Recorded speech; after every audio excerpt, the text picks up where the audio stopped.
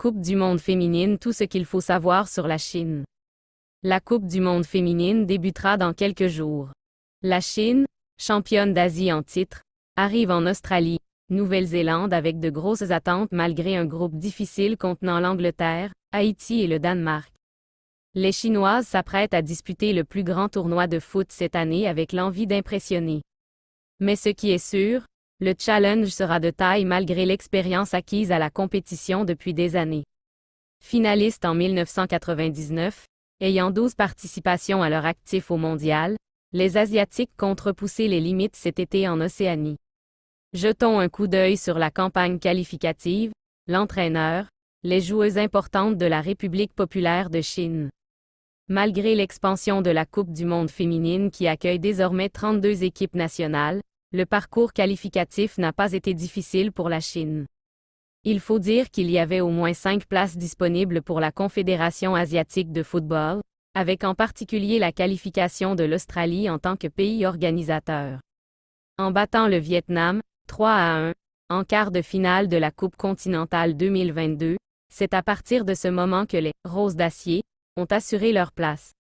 Déjà qualifiées pour le grand bal du foot féminin, les filles de Chui Qingxia ont progressé à chaque phase de cette Coupe d'Asie, à l'instar des victoires en demi-finale contre le Japon, champion en titre, et en finale contre la Corée du Sud.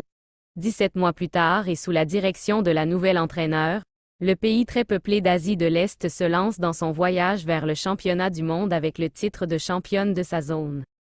L'entraîneur Chui Qingxia, une figure emblématique du foot féminin chinois. Chui Qingxia et sa troupe ont la lourde mission de se faire respecter cette fois sur l'échiquier mondial. Avec ses tactiques pragmatiques et adaptables, elle est devenue la première femme à être nommée à la tête des « Roses d'acier », et surtout 2 mois seulement avant le coup d'envoi de la Coupe d'Asie 2022. Dans un air peu optimiste, la femme de 56 ans a su mener cette équipe qui avait été battue aux Jeux olympiques de Tokyo, 6 mois plus tôt, à la gloire. Cette réalisation inattendue au niveau de la zone AFC est une première pour les Chinoises depuis 2006. Et le titre continental et les victoires spectaculaires à la clé ont fait de Chui une héroïne nationale. Pour Chui Qingxia, il s'agissait d'un 7e titre en Coupe d'Asie. Au cours de sa carrière de joueuse, elle a participé à presque tous les tournois majeurs avec son pays de 1986 à 2001. Malheureusement, elle a raté la glorieuse campagne de la Coupe du monde de 1999, lorsque les Chinoises ont été battues en finale par les USA, au tir au but, en Californie. Les joueuses à surveiller. La Chine populaire a beaucoup de talent aujourd'hui pouvant faire la différence. Classée en 16e position au classement du mois de juin de la FIFA, elle peut défier n'importe quel adversaire avec surtout l'imprévisibilité qu'il y a au sein du groupe. Comme en 2019, la capitaine Wang Shuang est attendue au tournant. La joueuse de 28 ans, qui peut jouer au milieu ou comme deuxième attaquante, reste un virtuose de premier plan. En tant qu'élément le plus habile du foot féminin chinois, Wang est la source de la créativité. Dommage que son leadership n'empêchait pas les résultats décevants aux Jeux olympiques de Tokyo.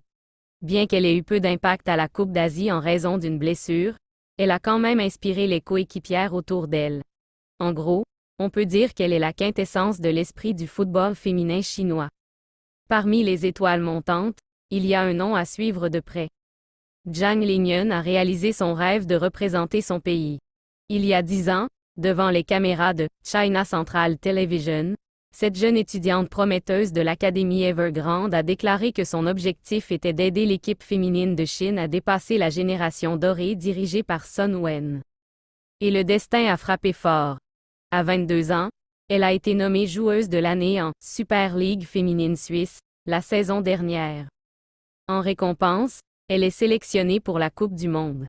Bien qu'elle ne mesure que de 1,52 mètres, la milieu de terrain offensive s'est bien adaptée aux exigences physiques du football européen. Tant en attaque qu'en défense, elle a une forte présence. À noter, c'est Zhang Lingyan qui a égalisé pour la Chine lors de la finale de la Coupe d'Asie 2022 en sortant du banc. La Chine dans un groupe D avec des équipes talentueuses. La Chine entamera le mondial en affrontant le Danemark. Les Anglaises font figure de favorites de cette poule D avec l'étiquette de championne d'Europe. L'entraîneur des Chinoises se méfie des équipes européennes en déclarant ceci lors de la tournée en avril dernier sur le vieux continent. L'Europe est à la pointe du développement du football féminin.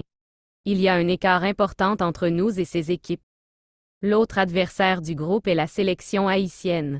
Composée de joueuses évoluant en grande partie en France, Haïti progresse énormément dans le milieu du foot féminin à l'image de ses meilleurs pions Corventina et Nerilia Mondésir. C'est un gros défi pour tout un pays, car c'est sa première participation à la Coupe du monde féminine au niveau senior. Les Caribéennes ont quelque chose un peu en commun avec la bande à Chwichingia. La forte mentalité. Comme on mentionnait au début de cet article, la Chine arrive en Australie et Nouvelle-Zélande avec une forte détermination de marquer les esprits. L'équipe féminine chinoise est une source de fierté nationale, bien que le nombre de femmes impliquées dans le foot soit nettement faible. L'objectif est d'atteindre au moins les quarts de finale. Mais attention, il ne faut pas précipiter. Il y a de mauvais souvenirs comme ceux des Jeux olympiques de Tokyo, une débâcle, 8-2, contre les Pays-Bas.